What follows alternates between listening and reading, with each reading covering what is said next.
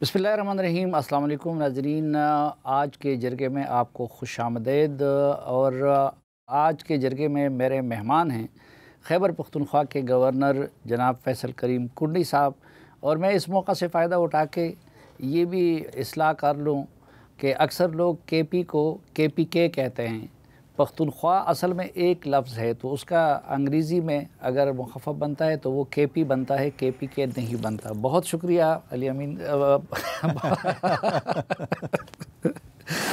फैसल करीम कुंडी साहब। वो आप दोनों का नाम एक साथ ही ज़ुबान पे आता है और आप दोनों रिश्तेदार भी थे, हैं अभी भी है, रिश्तेदार हैं, और आप दोनों इकट्ठे शिकार भी खेलते रहे। ये आप लोग एक दूसरे के सियासी मुखालिफ क्यों बन गए और वो मुखालफत इतनी बड़ी मुखासमत में क्यों बदल गई? बिस्मिल्लाहिर्रहमानिर्रहीम। देखें, कोई ऐसी सियासी मुखालफत होती रहती है हमारी। जिन पार्टियों में मुख्तलिफ़ पॉलिटिकल पार्टीज़ हमारे, उनके अंदर दोस्त भी हैं, जमीयत उलमा इस्लाम में भी हैं, PTI में भी हैं, नून में भी हैं। सियासत तो चलती रहती है, लेकिन मैं तो मैं तो किसी को अपना मुखालिफ सियासी नहीं समझता है। सच इस हवाले से कि अगर मैं खैबर पख्तूनख्वा की अगर बात करता हूँ, अपने सूबे की बात करता हूँ, अपने सूबे की वसाइल की अगर बात करता हूँ, अपने सूबे के लोगों की अगर बात करता हूँ, उसमें मैं कोई पॉलिटिकल अपोनेंट किसी को नहीं समझता, बल्कि सबको साथ ले जाने की बात करता हूँ। नहीं, लेकिन आप वफाक के नुमाइंदे बन के वहाँ पर गए हैं, सिर्फ अली अमीन के रिश्तेदार नहीं हैं, बल्कि आपकी वो भी अब मनसब है। तो उस मनसब का तकाजा है कि आप वफाक और सूबे के दरमियान एक ब्रिज बने, लेकिन जाते ही आपने उनके साथ लड़ाई शुरू कर दी। नहीं सलीम भाई, और इतनी तलखी हमने दूसरों के बयानात में नहीं देखी ना, जितने आप दोनों की सियासी मुखालिफों के बयानात आते हैं, लेकिन इतनी पर्सनल नहीं होते जितने आप दोनों हो गए। देखिए, दो तीन चीज़ें हैं। बाकी सूबों में तो CM और गवर्नर तकरीबन एक ही इत्तेहादी जमातों के साथ है, और एक सूबा है जिसमें PTI या सुन्नी इत्तेहाद कौंसिल के CM हैं और पीपल्स पार्टी के गवर्नर हैं। तो ऐसा सच तलखी नहीं है। आप भी ओथ टेकिंग सेरेमनी में मौजूद थे और मैंने उस वक्त प्रेस टॉक भी की थी, शायद आपने सुनी। उसके बाद भी मैं 2-3 दफ़ा कहा कि मैं सूबे का वकील बनूँगा, मैं मरकज़ और सूबे के दरमियान कोऑर्डिनेशन करूँगा, सूबे के जितने भी चीज़ें मरकज़ के साथ पेंडिंग है उसके लिए हम मिलकर जो है काम करेंगे। सिर्फ PTI, तमाम पॉलिटिकल पार्टीज़ को साथ लेकर चलेंगे। और मेरा अभी भी यही वो है कि हम तमाम सियासी जमातों को साथ लेकर अपने सूबे का मुकदमा मरकज़ के साथ लड़ेंगे। और हम अपनी उस ज़बान में या उसमें तलखी के ज़रिए नहीं लड़ेंगे कि हम उनको कहें कि धमकियाँ दे के में दें। हम दलील और दलाइल के साथ मुकदमा लड़ेंगे। लेकिन वो तो उस सूरत में लड़ा जा सकता है कि जब आप और वो कम से कम मुश्तरका तौर पर कोई लाहेअमल बना ले। आप दोनों की मुलाकात हुई है आपके गवर्नर बनने के बाद? मीडिया के ज़रिए होती रहती है। मीडिया के ज़रिए होती रहती है, बिलमुशाफा नहीं हुई? नहीं, फ़िलहाल ऐसा कोई मौका नहीं मिला। तो आप पहल कर लेना। आप मैं तो कहा या तो अली अमीन साहब आ जाए, मैं उनको अच्छी ज़ियाफ़त का बंदोबस्त उनके लिए करता हूँ, मेरे पास आ जाएँ, या मुझे बुला ले, मैं चला जाता हूँ। आप तैयार हैं इसके लिए? बिल्कुल, मैं अपने उनको बुलाने के लिए भी तैयार है और उनके यहाँ जाने के? मैं तो अपने सूबे की तरक्की के लिए मैं नहीं चाहता कि हमारी गवर्नर हाउस और CM हाउस के दरमियान लड़ाई या तलखी से हमारे सूबे की अवाम सफ़र करे, या मरकज़ और सूबे की लड़ाई में जो है वो हमारे सूबे की अवाम जो है वो उससे जो है मुतासर हो। लिहाजा मुझे कोई का बात नहीं, अगर मुझे CM साहब खाने भी बुलाते तो मैं जाने को तैयार हूँ। तो अब उन्होंने मोहलत दी है 15 दिन की सूबे के हक़ के हसूल के लिए, और अगर नहीं हुआ तो उन्होंने कहा फिर वो आवाम को लेके इस्लामाबाद की तरफ चलेंगे या आवाम की ताकत से मरकज़ से अपना हक़ लेंगे। तो उस मामले में आप उनका साथ देंगे, उनके साथ मार्च पे आएंगे? मैं उस चीज़ से उनके साथ एग्री नहीं करता हूँ। आप अगर बात करते हैं कि मुझे अपना ये चीज़ें दे दें, मैंने पहले कहा कि हमारे पास फोरम्स मौजूद हैं, उस फोरम पे हम जाएंगे और दलील और दलाइल के साथ बात करेंगे कि हमारा ये हक़ बनता है, हमें ये चीज़ें देनी चाहिए। उसके बाद अगर वो नहीं देता आपको मरकज़ ने कभी ये नहीं कहा कि हम आपको नहीं देते हैं। जब आपको वो नहीं देता तो फिर उसके बाद दूसरा एक्शन होता है। ये जो चीज़ इस्तेमाल करने जा रहे हैं, ये सबसे आखिर वाली है और ये सबसे पहले इस्तेमाल करना चाहते हैं। माजी में इनके साथ यही था कि ये पार्लियामेंट के अंदर जो है इन्होंने अपनी जो है वो अपोजिशन नहीं की, कुछ नहीं करते और इस्तीफ़े दे दिए। जब इस्तीफ़े दे दिए, मेजॉरिटी इनके जो पार्लियामेंटेरियंस थे, हमें ऑफ द रिकॉर्ड मिलते थे, प्रोग्राम मिलते गया था, ये हमने क्या कर दिया। और हमने जब PDM बनाई थी, आपको याद होगा, और पहले दिन ही कहा गया था कि जी सिंध असम्बली तोड़ दें। आप लोग भी मीडिया के दोस्त भी कहते हैं कि सिंध असम्बली तोड़ दें, लेकिन उस वक्त भी बिलावल भुट्टो ज़रदारी साहब ने यही कहा था कि हम पार्लियामेंट के अंदर और पार्लियामेंट के बाहर अपना किरदार अदा करेंगे। और वही देखिए, अदम-ए-एतमाद के ज़रिए असम्बली गई, हुकूमत चली गई। तो हम यही कहते हैं कि इन्होंने जो रवैया जो क्या है कि 15 दिन ये है, आप जाएँ मरकज़ के पास, अपना केस प्रेजेंट करें, आपको मरकज़ क्या कहता है क्या नहीं कहता, उसके बाद फिर आप ये आखिरी हरबा इस्तेमाल, आप कहते हैं अगर ये नहीं हो तो मैं ऐसे कर दूँगा। इस किस्म की चीज़ों से जो है चीज़ें वसूल नहीं होती हैं। तो मरकज़ ने सूबे को ये हकूक़ अपने इत्तेहादियों की हुकूमतों में नहीं दिए, तो अब एक मुखालिफ की हुकूमत में कैसे देगा? देखें 7th NFC अवार्ड जब प्रेसिडेंट ज़रदारी साहब की सरबराही में हुआ था, उस वक्त आप देखें कि हमें जो 1% जो वॉर ऑन टेरर पे मिला था, डिविजन पूल से हमें 1% ये मिल रहा था। उसके बाद हमें जो पैसे मिले, आपने फार्मर फाटा के साथ और मर्ज डीसी के साथ एक वादा किया था, 27 का जो कमीशन बना था, उसमें आपने उनके साथ वादा किया था कि आप उनके ऊपर 100 अरब रुपए जो उन्होंने एक फार्मूला बनाया था, अगर वो फार्मूला 100 अरब से ज़्यादा बनते हैं, 3% ऑफ द डिविजिबल पूल, तो अब वो बनता है 200-250 अरब तक वो चीज़ पहुँच गई है।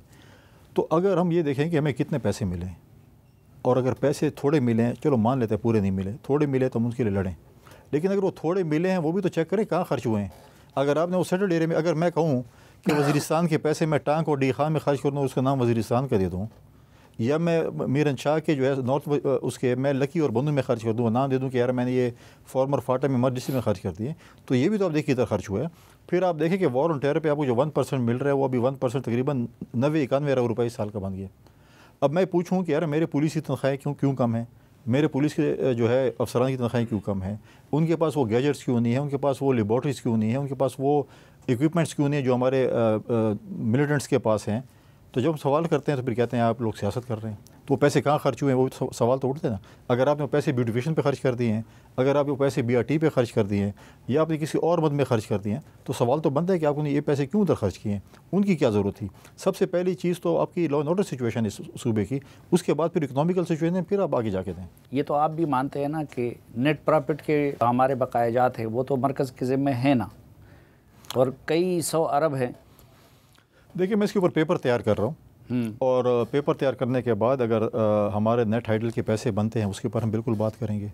अगर आपका जो टबैको सेस का पैसे वफाक ले रहे हैं, हमने उस पर बात करनी है कि 3 अरब रुपए तकरीबन एवरेज अगर सालाना बनते उसकी हम बात करें। देखिए और बहुत सी चीज़ें, हमारा पानी भी तो रियासत इस्तेमाल कर रही है ना। 91 अकॉर्ड के बाद जो पानी का जो फार्मूला था और शेयरिंग फार्मूला था, उसमें चारों सूबों में इंफ्रास्ट्रक्चर बनने थे, इंफ्रास्ट्रक्चर जो है अभी तक नहीं बने, और जो है अब आप देखें कि 3 सूबों में तकरीबन नहरें मुकम्मल होने को आ गई हैं, चौथे सूबे की नहर जो है वो तो शुरू ही नहीं हुई। और इंशाअल्लाह ताला ये मैं अवाम के साथ भी ये हमारा वादा है कि इस साल इंशाअल्लाह इस फाइनेंशियल ईयर में हम, क्योंकि सूबे भी अपना फ़ंड दे रही है और मरकज़ भी अपना शेयर दे रही है, इस साल में इंशाअल्लाह हम जो कैनाल का है, जो चश्मा राइट बैंक कैनाल, लिफ्ट कम ग्रेविटी कैनाल, उसको हम करेंगे। देखिए आप पहले देखें ना, आप रेनी कैनाल बनने को तकरीबन हो गई है, थल कैनाल हो गई है, कच्ची कैनाल तकरीबन कंप्लीट हो चुकी है, और आज हम शुरू कर रहे हैं। और अगर हम रियासत से कहें, जब तक वो ना बने तब तक हम अपने हिस्से का पानी इस्तेमाल नहीं उसके बावजूद भी हमारा पानी बचता है। और अगर हम रियासत से कहें कि आपने अगर ये पानी हमारा इस्तेमाल किया है, जिसने भी इस्तेमाल किया, चाहे आपने पंजाब को, किसी को, तो वो अगर हम उसका भी हिसाब किताब कर लें तो हमारे कितने अरब खरब रुपया बनते हैं रियासत के ज़िम्मे। लेकिन नेट प्रॉफिट का तो मसला है, एक अरसे से चला आ रहा है ना। सर भाई, मैं अभी मेरा प्रोग्राम है और मैंने तकरीबन किए हैं, मैं तमाम सियासी जमातों के मशरान से सूबे में मिल रहा हूँ और उनको मैं इकट्ठा कर रहा हूँ कि आए मिलकर हम अपने सूबे का मुकदमा बनाएं और मरकज़ के पास जाएं। मैंने आफ्ताब शेरपाव साहब से मुलाकात की है, कल मैंने JY के सूबाई अमीर से मुलाकात की, मौलाना तौक़ीर रहमान साहब से। मैं जमात इस्लामी के पास भी जाऊँगा, उनके सूबाई सर के पास, मैं ANP के पास भी जाऊँगा, बाकी जमात के पास भी जाऊँगा, और हम मिलकर एक संजीदा एफर्ट करेंगे ताकि हम अपने पहले तो एक मुकदमा बनाए ना, कि हम कहें कि हमारे पैसे देने हैं। अभी हमें तयन करना है कि हमारे पैसे उन्होंने 1 रुपये देने हैं, कि 1 अरब रुपये देने, कि 100 अरब रुपये देने। वो सारे केस बना के आपके पास भी हम आएंगे, हम आपके सामने वो केस प्रेजेंट करेंगे मीडिया के सामने, और उसके साथ साथ हम मरकज़ के साथ बैठेंगे कि आपने हमारे साथ ये पैसे देने, आप दें ताकि हमारे इलाकों में तरक्की हो। अच्छा, आप अभी भी पार्टी के सेक्रेटरी इत्तलात हैं? नहीं, मैं तो आईनी ओहदे पे आ गया हूँ। नहीं तो सेक्रेटरी इत्तलात नहीं रहे? जब आईनी ओहदे पे आते तो पार्टी ने रिप्लेसमेंट करनी किसी और को नहीं। तो आईनी ओहदे पे फिर अगर मैं सेक्रेटरी जाता तो मैं भी प्रेस कॉन्फ्रेंस कर रहा था पार्टी की उसके ऊपर। अच्छा, तो जब सेक्रेटरी इत्तलात आप नहीं रहे लेकिन आईनी ओहदा है, आप खुद कहते हैं, तो आईनी ओहदे वाला तो फिर सियासत भी नहीं करता ना, वो तो सबका होता है। मैं सबका हूँ, आपका भी हूँ। नहीं, हमारे तो होंगे, लेकिन पहले तो आपको जो है जो वहाँ की सूबाई हुकूमत है उनका होना चाहिए ना। मैं उनका भी हूँ, मैं उनका केस, उनका जो सूबे का जो मुकदमा है इंशाल्लाह मरकज़ में लड़ेंगे। लेकिन ट्राइबल अजला के लिए जो 3% ऑफ द डिविजिबल पूल देने थे, वो पीटीआई की हुकूमत में भी नहीं मिले और फिर आपकी मखरूत हुकूमत में भी नहीं मिले। हम जब पूछते थे कि जी आप लोग क्यों इसके लिए एनएफसी नहीं बुलाते, तो हमें जवाब मिलता था कि सिंध सूबा तैयार नहीं है। तो अगर खैबर पख्तूनख्वा को वो हिस्सा नहीं मिला तो उसकी पीपल्स पार्टी ज़िम्मेदार नहीं है, आप नहीं समझते हैं? देखें, वो एनएफसी इसलिए नहीं हुआ, और एनएफसी मैंने जैसे कहा ना कि सत्ताजीस के कमीशन के जो हुआ था उसमें तकरीबन ये बन रहा था कि ये जो हमने रफ एस्टीमेट किया था 100 अरब, वो तकरीबन 2-250 अरब रुपये बनता है। ठीक है, वो बंद रहा है ना। अभी अगर नहीं दिए, मैं इस पर भी जाऊँगा कि मैं इस पर भी वर्किंग कर रहा हूँ कि जो 3 एनएफसी अवार्ड जो जिस पे हमारी वो हुई है, वैसे तो एनएफसी अवार्ड 4-5 हुए हैं जिसमें इम्प्लीमेंटेशन हुए। एक मोहतरमा शहीद के टाइम पे हुए, एक नवाज शरीफ साहब के टाइम पे हुआ, एक जो है प्रेसिडेंट ज़रदारी साहब के उस पर हुआ। उस पर भी हम कहेंगे कि किस किस हुकूमत में कितने कितने पैसे मिले और कहाँ कहाँ खर्च, मैं उसके ऊपर सारा कर रहा हूँ। इसमें जो आप कह रहे हैं ना कि फॉर्मर फाटा या मर्ज डिस्ट्रिक्ट की आप बात करें, उनके कुछ ना कुछ पैसे मिले। मैं नहीं कहता 100% मिले हैं, शायद 20% 30% मिले, लेकिन सवाल यह है कि उनके ऊपर खर्च हुए कि नहीं हुए। कि अगर वो खर्च ऐसे है कि मैं लाऊं और मैंने सारे डी खान पे खर्च कर दें फॉर एग्जांपल, या किसी और सीएम ने या किसी और उन्होंने लीडरों ने अपने इलाकों में खर्च कर दिए हैं, तो देखिए आज भी आवाज़ें अभी उठ रही हैं मर्ज डिस्ट्रिक्ट में कि अगर हमने मर्जर कर लिया है तो मैं आपको बता देता हूँ कि वो वहाँ पे नहीं लगाए गए बल्कि वो अपने अपने हलकों पे लगाए गए। तो आप उसके लिए क्या करेंगे, आपके पास क्या इख्तियार है? नहीं, उसके ऊपर हम देख रहे हैं। देखिए, मैंने सब कुछ जो है अकॉर्डिंग टू द बुक करना है, रूल्स और रेगुलेशन के तहत करते हैं कि अगर आपने उस चीज़ पे लगाए तो क्यों लगाए हैं और ये क्यों एक हेड से दूसरे हेड में। अगर वो चीज़ें आई हैं फॉर्मर फाटा के लिए या मर्ज डिस्ट्रिक्ट के लिए आई हुई हैं तो उसको क्यों स्वात में या मर्दान में या डी खान में या बंदों में खर्च हुए, तो ये चीज़ें तो हम पूछेंगे ना, हम आवाम के सामने मुकदमा रखेंगे। लोगों को ये बताया जा रहा है कि हमें 1 रुपया भी नहीं मिला, और अगर मिला 1 रुपया मिला या 100 रुपये मिले, जितना मिला हम बताएंगे ये इतना मिला है और इस भाई ने जो है इधर खर्च कर दिया है और ये आपका कसूरवार है, ये आपका मुजरिम है। अच्छा, अगर पीटीआई और मौलाना फजलुर रहमान साहब और ये सब मिल के खैबर पख्तूनख्वा को बेस बना के इस्लामाबाद की तरफ आते हैं, तो आपने तो कह दिया कि आप उसका हिस्सा नहीं बनेंगे, तो क्या आप लोग रोकेंगे? देखें, लॉ एंड ऑर्डर जो है वो संभालना सूबाई हुकूमत का काम है 18वीं तरमीम के बाद, और मैं नहीं समझता कि मौलाना फजल रहमान ऐसे पॉलिटिशियन है जो इस किस्म के हरकत करते होंगे। पीटीआई से शायद आप उम्मीद करते हो, लेकिन मैं समझता हूँ कि ऐसी हरकत मौलाना साहब ने। पहली बात है कि मौलाना साहब का और पीटीआई का इकट्ठा होना भी एक बहुत बड़ा सियासी क़यामत की निशानी है मेरे ख्याल में, लेकिन सियासत में कोई हरफ आखिर नहीं है। जब हमारे साथ आते थे, जब जगज़ई साहब मौलाना साहब हमारे साथ आते तो ये पीटीआई वाले कहते चमक के ज़रिया हैं, पत्नी क्या के इल्ज़ाम लगाते, लेकिन अच्छी बात है। अब क्योंकि देखा जा रहा है कि अब यहूदियों को कैसे मुसलमान डिक्लेयर किया जाए, मौलाना साहब को हज़रत मौलाना फजल रहमान साहब कैसे कहा जाए, हम ये कहते हैं कि पॉलिटिक्स में आप इतना हद तक न जाएँ कल आप एक दूसरे के साथ बैठ न सकें, इखलाकियात के हदूद को क्रॉस नहीं करना चाहिए। मेरी पॉलिटिकल ओपोनेंट है मौलाना साहब हैं या बाकी हैं, मैं उनकी इखलाकियात में इतने उस पर तक नहीं जाऊँगा कल मैं उनके साथ न बैठ सकूँ। हमें पॉलिटिकल एक दूसरे पर तनकीद करनी चाहिए, लेकिन ये चीज़ें अगर अच्छी बात है अली अमीन गंडापुर और मौलाना फजल रहमान एक ट्रक पे होंगे तो हम देखते हैं क्या होगा। आप दोनों को करीब से जानते भी हैं, दोनों के साथ आपका हल्का भी मुश्तरका है, तो आपका तजुर्बा क्या बताता है कि पीटीआई और मौलाना इकट्ठे हो जाएंगे? पीटीआई और मौलाना शायद इकट्ठे हों, लेकिन अली अमीन और मौलाना तो मुझे नहीं लगता कि इकट्ठे हो सकते हैं। मेरा ज़ाती तजर्बा है, मैं भी गलत हूँ। हालात तो कभी भी किसी को इकट्ठा किस बुनियाद पे आप कह रहे हैं? गंडापुर साहब तो अपनी क़यादत के हुक्म के पाबंद है ना, तो जो करेंगे। अब पीटीआई इकट्ठी, देखिए अब मैं तो जब इंफॉर्मेशन सेक्रेटरी था मैं यही कहता था कि पीटीआई के 5 फ्रेंचाइज़ हैं, हम कौन सी फ्रेंचाइज़ को कहें कि अथेंटिक फ्रेंचाइज़ है, क्योंकि वो 5 मुख्तलिफ डायरेक्शन में चल रही होती है। एक लीडर साहब, एक उनका बयानिया होता है, दूसरे का दूसरा होता है, तीसरे का तीसरा होता है, ऐसे। अगर पीटीआई इकट्ठी होती है और वो लीडरशिप की मानती है तो अली अमीन क्योंकि सूबाई सदर हैं तो उनको फॉलो करना पड़ेगा उस डिसीजन को, तो मैं उम्मीद करता हूँ कि उसको फॉलो करेंगे। और अब वो जो कहेंगे कि मैंने मौलाना साहब के मुतालिक जो कुछ भी कहा, देखिए जब प्रेसिडेंट ज़रदारी साहब प्रेसिडेंट बने थे पहली दफ़ा, उन्होंने रियासत की तरफ से बलूचिस्तान की आवाम से माफ़ी मांगी थी, हालांकि उनको तो कोई कसूर नहीं था, रियासत से गिरे थे।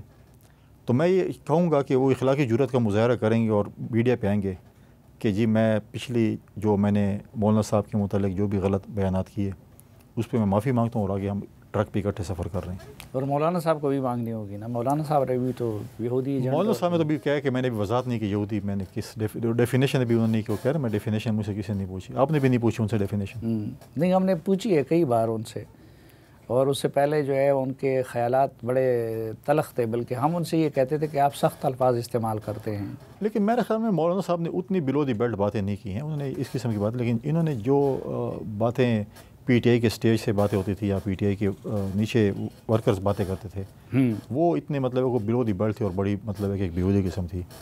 अब मैं देखता हूँ कि पीटीआई के जो ट्रॉलर्स हैं वो किस तरीके से उस चीज़ को साफ़ करते हैं और एक रिफ़ाइन करते हैं। तो आपकी गाड़ियों के पेट्रोल को बंद करने का ख़तरा नहीं है? सीएनजी पे चला लेंगे।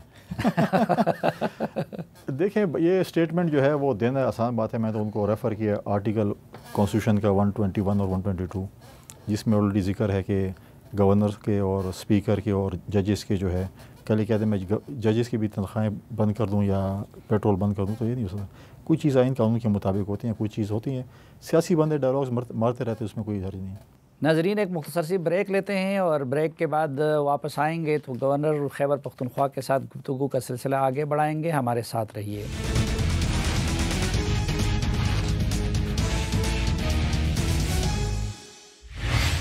एक बार फिर खुशामदीद आपको जिरके में। आज के जिरके में हमारे साथ हैं गवर्नर खैबर पख्तूनख्वा जनाब फैसल करीम कुंडी साहब। फाटा का मर्जर हुआ था तो कुछ लोग उसका डिमांड करते हैं कि जी ये गलत हुआ है, इसको रिवर्स किया जाए। तो क्या इसका कोई इम्कान है कि फाटा के मर्जर को रिवर्स किया जाए? देखिए, रियासत को इसको बड़ा संजीदगी से देखना पड़ेगा। वो लोग क्यों कह रहे हैं? वो लोग इसलिए कह रहे हैं कि जो हमने रियासत ने उनके साथ वादे किए थे कि हम आपके साथ ये मर्जर के बाद आपको हम जो है ये सहूलियात देंगे या हम आपको जो इस दायरे में लगे करेंगे, अगर हमने आज तक उसके साथ वो नहीं किया और वो आवाज़ें उठ रही हैं, तो उस आवाज़ को जो है वो खामोश करने के लिए उनको अपने कन्विंस करना पड़ेगा कि हम आपके साथ ये काम कर रहे हैं।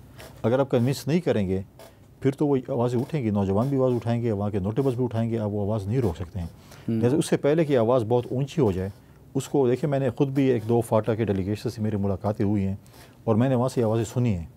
लिहाजा हमें रियासत को इस चीज़ को देखना पड़ेगा कि जो चीज़ हमने की है, हम इस चीज़ को ऐसे ना हो कि सिचुएशन बहुत आगे चली जाए, उसको अभी से हमने काउंटर करना पड़ेगा।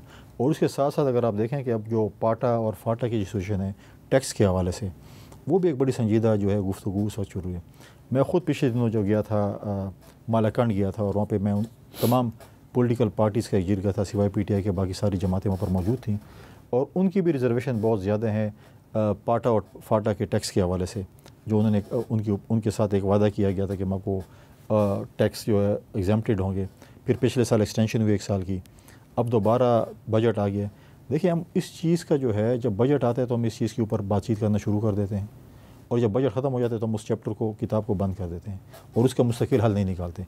जब मुस्तकिल हल नहीं निकालते तो फिर ये चीज़ें होती हैं कि आप नहीं, उसमें आपकी राय क्या है? क्योंकि फाटा और पाटा दोनों के साथ जिस तरह डिविजिबल पूल का वादा हुआ था 3% का, तो इसी तरह ये वादा हुआ था कि 10 साल तक उन पर टैक्स नहीं लगाया जाएगा। अब अगर मलाकंड में टैक्स लगाया जाता है तो आपका क्या ओपिनियन होता है? देखिए, जो रिटन एग्रीमेंट उनके साथ है, अगर उनके साथ रिटन एग्रीमेंट है कि हमने नहीं लगाना टैक्स, तो फिर आप एग्रीमेंट को फॉलो करना है। अगर आपने ब्रीच ऑफ एग्रीमेंट करेंगे तो डेफिनेटली वहाँ पर लोग उठेंगे। लेकिन उस दिन के असम्बली का अगर आप रिकॉर्ड निकालें तो सब ने बिल-इत्तेफाक ये कहा था और ये वादा किया गया था, मर्जर के साथ ये चीज़ मशरूत थी कि 10 साल तक इनसे टैक्स नहीं। अगर वो वादा किया गया तो उस वादों को फॉलो करना चाहिए, उसके ऊपर जो है वो स्टैंड लेना चाहिए। और अगर इस किस्म की ऐसे कोई चीज़ एग्रीमेंट है तो मैं फाटा के लोगों के साथ खड़ा हूँगा। आप फाटा के लोगों के साथ? अगर रियासत ने उनके साथ वादा किया है तो उस वादे को तो निभाना चाहिए। अच्छा, अमन व अमान की क्या सूरत हाल है? वहाँ से ऐसी खबरें आ रही हैं कि कई जगहों पे पुलिस और उसका कोई गिरफ्त नहीं है। सर भाई, आपका भी सूबा है और मेरा भी सूबा है, सबका सूबा है, आपको मुझसे ज़्यादा इन्फॉर्मेशन होगी। अब हमेशा आप लोग मीडिया में बात हम करते हैं, सारे बातें करते हैं कि जी 18वीं तरमीम के बाद जो है वो chief justice of the province और सूबे का काम है लॉ एंड ऑर्डर को कंट्रोल करना। इस वक्त सिचुएशन ये है कि जब सीएम, और मेरा भी ज़िला है, सीएम के ज़िले में जज अगवा हो रहा हो, लकी सीमेंट फैक्ट्री पे हमले हो रहे हैं और भत्ते लिए जा रहे हों, उसके बाद अगर आप कहें कि वहाँ पर जो है जैसे कस्टम इंटेलिजेंस के 8 अफसरान शहीद कर दिए गए हैं, साथ साथ आप देखें कि ख़ुद सीएम कहते हैं एक उसमें मीटिंग में कि मैं भी भत्ता देता हूँ। जब सीएम कहे कि मैं भत्ता देता हूँ तो फिर उसके बाद तो चीज़ें, ये चीफ मिनिस्टर ने मीटिंग में कहा है? एक मीटिंग में, और आपकी चैनल के एक एंकर हैं एजाज़ सैयद साहब ने एक वीलॉग में भी ये बात की, मैंने वो वीलॉग उसकी दिखे कि उसकी मीटिंग में उसने कहा कि तो चीज़ है जब इस चीज़ पे हो, लॉ एंड ऑर्डर सिचुएशन बिल्कुल ख़राब है इस वक्त। मुझे अक्सर लोग मैसेज भी करते हैं कि जब आप पेजू जो डी खान के बॉर्डर पे उधर से लेके लकी मरवत तक हम कन्वॉय बनाते हैं, सिचुएशन जो है साउथ डिस्ट्रिक्ट्स में बिल्कुल जो है मैं कहता हूँ कि ख़राब है। उसके ऊपर जो है बड़ा संजीदगी से गौर करना पड़ेगा। सूबाई हुकूमत को करना पड़ेगा। यहाँ पर हमारे फ़ौज के नौजवान, पुलिस के नौजवान शहीद हो रहे हैं। दूसरी तरफ अगर हुकूमत कहे कि नहीं, इनके साथ आप डायलॉग्स करें, जो शख्स पाकिस्तान के आइन को और कानून को नहीं मानता, आप उससे कैसे डायलॉग्स करेंगे?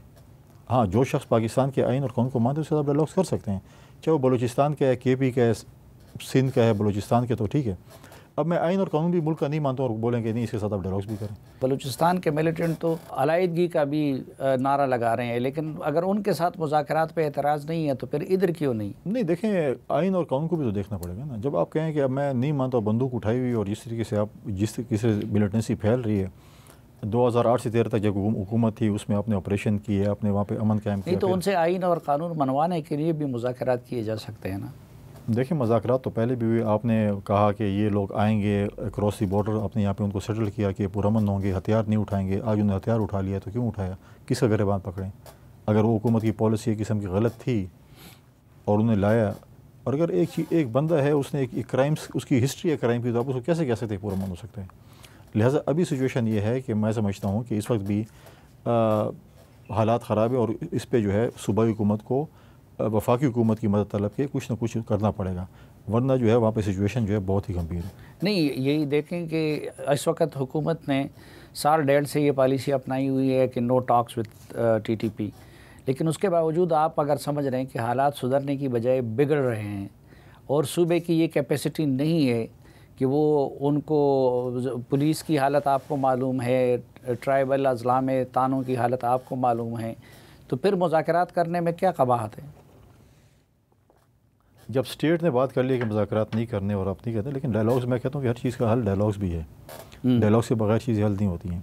एक डायलॉग्स की भी एक हद होती है। देखिए, आप देखिए, जब स्वात में जब ऑपरेशन होता है उस वक्त भी हमने वो शरिया का निफाज किया हमने, उसके बाद डायलॉग्स भी उनके साथ किए, कोई चीज़ नहीं माने, उसके बाद ऑपरेशन हुआ। तो लिहाजा अगर डायलॉग अगर रियासत ने, मैं समझता हूँ कि अगर करने हैं तो उसमें भी जल्दी करनी चाहिए। जो एक्शन भी लेने उसको उनको जल्दी करनी चाहिए, क्योंकि सिचुएशन जो है, चाहे आप फॉर्मर फाटे की वज़ीरिस्तान की, दोनों वज़ीरिस्तान की सिचुएशन देखें, आप डी खान, टांग, लकी, बनू, इनकी सिचुएशन देखें, आप जब भी रात को देखें, शायद नेशनल मीडिया पे इतना नहीं चलता, लेकिन जो मैसेज हमें मोबाइल पे आते हैं वहाँ के लोकल उनकी तरफ से, कि आज इस थाने पे हमला हो चुका है, आज इस चौकी पे हमला हो रहा है, ये चीज़ हो रही है। यही मैं कह रहा हूँ कि जब हमारा 1% जो हमें मिल रहा था वॉर ऑन टेरर पे, अगर हम अपने थाने इक्विप करते, हम अपने पुलिस को इक्विप करते, अच्छे थाने बने। देखिए, उनके पास, हमारे मिलिट्री के पास स्नाइपर्स हैं, नाइट विजन है, जो हमारे फोर्सेस जो अफ़गानिस्तान में मौजूद थी वो सारा हथियार छोड़ के चले गए। उनके पास एक बहुत आला किस्म के उनके पास हथियार आ गए हैं। आपकी पुलिस उसका कैसे मुकाबला कर सकती है? तो फिर अफ़गान हुकूमत का ये दावा दुरुस्त है कि जी TTP वाले पाकिस्तान में हैं, अफ़गानिस्तान में नहीं है, क्योंकि आप ख़ुद मानते हैं कि इतने इलाकों में हुकूमती रेट कमज़ोर है, तो यहाँ पे देखिए, वहाँ से अक्रॉस दी बॉर्डर टेररिज्म हो रही है। अगर आप कहें कि नहीं हो रही, अक्रॉस दी बॉर्डर टेररिज्म हो रही है। हमने हमेशा अफ़गान हुकूमत से कहा है कि आप या जो है अक्रॉस बॉर्डर टेररिज्म को रोकें। अफ़गानिस्तान की ज़मीन पाकिस्तान के ख़िलाफ़ नहीं इस्तेमाल होनी चाहिए और न पाकिस्तान की ज़मीन उनके ख़िलाफ़ इस्तेमाल होनी चाहिए। हमारे अपने पड़ोसियों के साथ अच्छे ताल्लुकात होने चाहिए। मैं तो कह दूँ कि हमारे इतने अच्छे ताल्लुकात हों, जो हमारे 7 रूट्स हैं, अगर वो खुल जाते हैं तो हमारा कारोबार खुल जाएगा, हमारे लोगों को जो है रोज़गार मिल जाएगा, हमारे लोगों को जो है ये चीज़ें जो है चीज़ें जो मेरी तो पूरी कोशिश होगी। 1-2 रूट्स हमारे खुले हैं, जो हमारे पूरे माजी में एक तारीख़ी 7 रूट्स थे। मेरी पूरी कोशिश कि हम उन रूट्स पे काम करें, उन रूट्स को खोलें, ताकि उनके साथ जो बॉर्डर पे जो इलाके मौजूद हैं हमारे सूबे के, जो बॉर्डर उनके साथ ताल्लुकात हैं वो ठीक हों, कारोबार हो, ताकि खुशहाली इलाके में। खुशहाली नहीं आएगी, देखें, आपके इलाके में खुशहाली होगी तो टेररिज्म भी ख़त्म होगी, खुशहाली नहीं होगी तो टेररिज्म कहाँ से ख़त्म होगी? लेकिन अगर सूबाई हुकूमत अपने तें उनको इंगेज करना चाहती है उनके साथ, पिछली मरतबा भी सूबाई हुकूमत ने मुज़ाकरात किए थे ना, तो आप वफाक उसकी इजाज़त देगी? देखिए, पिछली दफ़ा सूबाई हुकूमत ने मुज़ाकरात किए थे, उसको मरकज़ी हुकूमत की सपोर्ट भी हासिल थी, लेकिन ये बताया ना कि उन्होंने जो कमिटमेंट की थी वो ऑनर हुई, कि हथियार नहीं उठाएंगे, पुरअमन रहेंगे। आज किधर है पुरअमन लोग? आज किधर है वो? हथियार उठाए नहीं हुए, आज वो मिलिटेंसी कर नहीं रहे, आज मुल्क के हालात ख़राब नहीं कर रहे हैं। अब आप देखिए, लेकिन वो कहते हैं कि हमने तो पहले जो 1 महीने की जंगबंदी कर ली थी, लेकिन हमारे कैदी नहीं छोड़े गए। नहीं, देखें, आप कैदी आपने जो है किस किस्म के, मतलब कि आप कह रहे हैं कि पूरे कैदी भी छोड़ दें, आपने पहले भी आपने जो है जिस तरीके से आपने हथियार उठाए हुए हैं, आप हमारे लोगों को शहीद कर रहे हैं, चाहे वो फ़ौज के हैं, पुलिस के हैं, पोलियो वर्कर्स हैं, जो भी हैं, और फिर आप कह रहे हैं कि नहीं हमारे साथ मुज़ाकरात हो। देखें, बंदूक की नोक पे और बंदूक के ज़ोर पे मुज़ाकरात नहीं हो सकते। आपको भी सॉफ्ट कॉर्नर दिखाना पड़ेगा, फिर मुज़ाकरात होंगे। अगर आप कहें कि नहीं मैंने बंदूक के ज़ोर पे करने हैं, तो बंदूक के ज़ोर पे कोई मुज़ाकरात नहीं। अच्छा, आपने फरमाया कि वज़ीर आला ने ये कह दिया है कि जी वो भत्ता देते हैं, तो आपको भी भत्ते के लिए कोई दबाव है आप पे? मैं तो भत्ता नहीं देता। हाँ, कोई दबाव है आप पे भी? नहीं, तो बहुत क्या दबाव होगा, मेरी ज़मीन ही नहीं है जितनी वज़ीर आला साहब कहते हैं मेरी बहुत ज़मीन है, तो मैं बता मैं तो फ़िलहाल मैं तो कोई भत्ता नहीं दिया। अच्छा। और इंशाल्लाह दूंगा भी नहीं। खैबर पख्तूनख्वा की यूनिवर्सिटियों की बहुत बुरी हालत है, उस बारे में आप कुछ सोच रहे हैं, कुछ कर रहे हैं? खैबर पख्तूनख्वा की जो यूनिवर्सिटी हैं वो तबाहाली का शिकार है। मैंने जो भी बड़ी कम ही मतलब है कि मैंने 2 सेनेट की मीटिंग चेयर की हैं और मैंने यूनिवर्सिटी के जो हालात देखे हैं, इस वक्त 34 में से 26 यूनिवर्सिटी के वाइस चांसलर्स नहीं हैं। और हमारा कानून ये कहता है कि जब आपका वाइस चांसलर रिटायर होगा तो 6 महीने पहले इसका प्रोसेस शुरू होगा, और जब प्रोसेस शुरू होगा तो जब वो रिटायरमेंट पे आएगा तो इस वक्त तक जो उसके नए वीसी जो हैं वो तकरीबन अपॉइंट हो चुके होंगे। इस वक्त ये सिचुएशन, मैंने उस दिन भी सीएम को लेटर लिखा है कि आपने जो है अभी तक इस पर कोई सर्च कमेटी कुछ नहीं है, आप इसको जो है वो करें, क्योंकि एजुकेशन इमरजेंसी की आप बात करते हैं। पहली बात है कि आपने इतनी यूनिवर्सिटी आपने सूबे में खोल ली, तकरीबन रफ एवरेज हर ज़िले में यूनिवर्सिटी हो गई है, वो यूनिवर्सिटी का 4 में ख़त्म हो गया। अब आप देखें कि पहले तो ये था कि पेशावर यूनिवर्सिटी थी, गवर्नमेंट यूनिवर्सिटी थी, 2-3 यूनिवर्सिटियाँ थी, लोग पूरे सूबे से आते थे, एक मल्टी कल्चर मतलब है कि एक वो होता था। अब हर जैसे स्कूल है, हर मोहल्ले में स्कूल है, अभी यूनिवर्सिटी की भी ये सिचुएशन है। अब वहाँ पर कुछ ऐसी चीज़ें भी हैं जहाँ पर उन्होंने प्रोवोस्ट को जो है वो चार्ज देना था, तो वो सीएम ने भी नहीं दिया, गवर्नर ने भी नहीं दिया, और सेक्रेटरी साहब ने अपनी तरफ से दे दिया, चीड़ी ने। अब मतलब है कि he is not the authority. तो बहुत सी ऐसी चीज़ें हैं जो कि बुक्स के बगैर हो रही हैं, और इंशाल्लाह ताला मैं सब चीज़ें जो हैं वो अपनी टीम को बिठा हुआ है, सब कुछ अकॉर्डिंग टू बुक्स करेंगे। आप देखिए एडवर्ड्स कॉलेज को तबाह हाल कर दिए। एक हमारा एक इतना ज़बरदस्त इंस्टीट्यूट था, उसमें जो है लड़ाई के जो है उसमें जो है एडवर्ड्स कॉलेज की तालीमी मैार को ख़राब कर दिया। एडवर्ड्स कॉलेज तबाह हो गया, उसको भी मैं सीरियसली देख रहा हूँ, उसको भी हमने ठीक करना है। और यूनिवर्सिटी को भी इंशाल्लाह मेरी पूरी कोशिश होगी, मैं सूबाई हुकूमत भी कहूँगा कि यूनिवर्सिटी में सियासत ख़त्म करें और मेरिट पे चीज़ें करें, ताकि हमारी यूनिवर्सिटियाँ जो है दोबारा अपने पाँव पे खड़ी। पहले अगर 4 यूनिवर्सिटियाँ थी और उनको मरकज़ से पैसे चाहिए होते थे तो वो कुछ देते थे। अब आप 34 यूनिवर्सिटियाँ और सारे कहते हैं कि हमें पैसे दो, तो जीसी कब तक सबको पैसे देगी? अपना रेवेन्यू जनरेशन कुछ नहीं कर रहे हैं और कह रहे हैं हमें मरकज़ पैसे दे और हम इसको चलाते रहें और हम अपने तरीके से चलाते हैं। तो ऐसे मैं नहीं समझता कब तक आपको मरकज़ पैसे देगी और आप चलाएंगे। आखिर मरकज़ आपको बोल देगी हमने पैसा कोई नहीं है। लेकिन वाइस चांसलर अपॉइंट करने पे तो कोई पैसा नहीं लग रहा ना, तो नहीं हो रहा ना, अडॉप्ट नहीं हो रहा ना, इस चीज़ को ले ही नहीं रहे, उनका प्रायोरिटी नहीं है। अगर प्रायोरिटी होती तो अभी तक वाइस चांसलर लग चुके होते। उसमें अब इख्तियार गवर्नर के पास नहीं है? नहीं, वो एक समरी सीएम से आती है और 3 नाम उसके अंदर होते हैं, 3 नाम में जो है वो फिर गवर्नर को चूज़ करना पड़ता है। और अभी उसमें भी अदालत में है कि अगर आपको 3 नाम होते हैं तो उसमें आपको फर्स्ट नाम को चूज़ करना पड़ेगा, उस पर अगर आपको एतराज़ है तो फिर आप सेकंड और थर्ड जैसे होते हैं, 3 नामों में से एक नाम को चुनना पड़ेगा। तो अभी ये जो यूनिवर्सिटियाँ वाइस चांसलर के बगैर हैं, तो उसके बारे में आपको उनकी तरफ से कोई समझ नहीं आई? कोई चीज़ नहीं, बल्कि मैंने उल्टा उनको लेटर लिखा है 2-4 दिन पहले सीएम साहब को कि आप इसको संजीदा लें, और इस पर जो है काफ़ी अर्से से ये नहीं है वाइस चांसलर नहीं, तो वाइस चांसलर अपने जो है। तो सीएम साहब और उनकी हुकूमत तो इतनी तेज़ है कि मरकज़ी हुकूमत से बहुत पहले बजट अपना पेश कर दिया, तो उसको आप अप्रिशिएट नहीं करते? नहीं, देखें अभी तक तो टैक्सेस का भी मैं अप्रिशिएट, इसलिए ये रिवायत के ख़िलाफ़ है। पहली बात तो कर सकते हैं, लेकिन रिवायत ख़िलाफ़ है। उसके पीछे भी कुछ है, वो असल में वो इस चीज़ से डरे हुए हैं कि ऐसे ना हो कि सुप्रीम कोर्ट में फ़ैसला आ जाए कि रिज़र्व सीटों वालों से आप ओथ ले लें।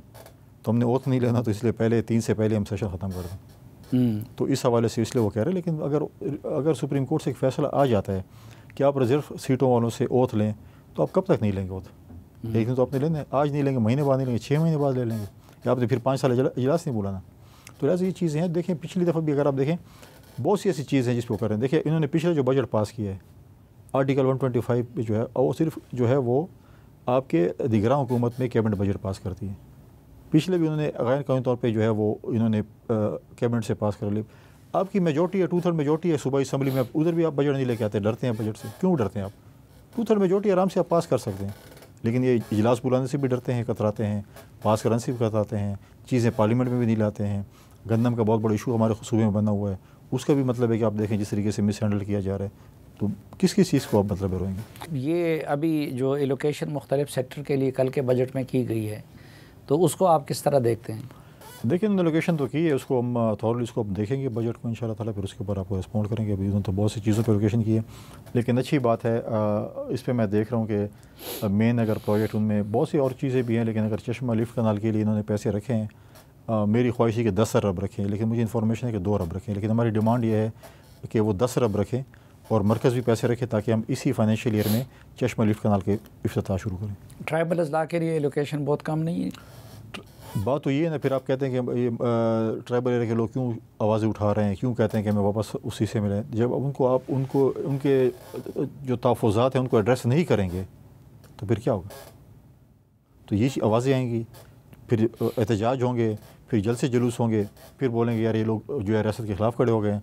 देखिए, आपको उनके जो इश्यूज़ हैं उनको एड्रेस करना पड़ेगा, रियासत को भी करना पड़ेगा और सूबाई हुकूमत को भी करना पड़ेगा और सबको करना पड़ेगा। नाज़रीन, फैसल करीम कुंडी साहब के साथ गुफ्तगू का सिलसिला जारी रखेंगे, लेकिन एक मुख्तसर से वक्फे के बाद।